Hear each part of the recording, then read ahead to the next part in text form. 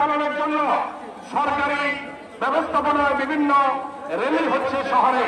যদি আমাদের কোনো ভাইদের খণ্ড হোক এবং পুরা মিছিলের সামনে হোক, যদি ওই জাতীয় কোনো ভাইদেরকে বন্ধুকে দেখেন, তাদেরকে নিরাপদে চলে যাওয়ার ব্যবস্থা করে দিবেন। ঠিক আছে তো? কারো প্রতি কোনো ব্যঙ্গ ব্যঙ্গ, কারো কি কটাক্ষ, কারো ব্যবসা প্রতিষ্ঠানের দিকে আমরা তাকাবো না, কারো কোনো কিছুর দিকে আমরা ভূক্ষেপ করবো না। অত্যন্ত শান্তিপূর্ণ ভাবেই আমরা যাব।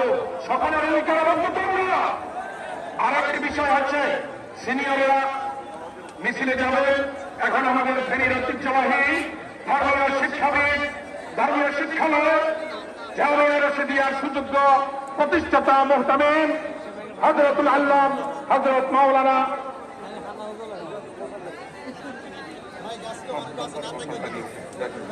তাহলে আমাদের সুপ্রিয় উপস্থিতি, আপনাদেরকে একটু ধৈর্য ধারণ করার জন্য অনুরোধ করছি।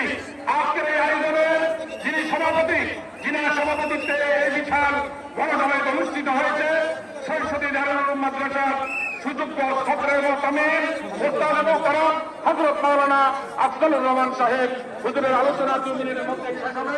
তারপরে ইনশাআল্লাহ আমরা পিছনে যাব। নিরাপদ সড়কের স্বেচ্ছাসেবক ভাইদের দৃষ্টি আকর্ষণ করছে, সিনিয়র দায়িত্বশীলরা ব্যানারে যাওয়ার আগ পর্যন্ত আপনারা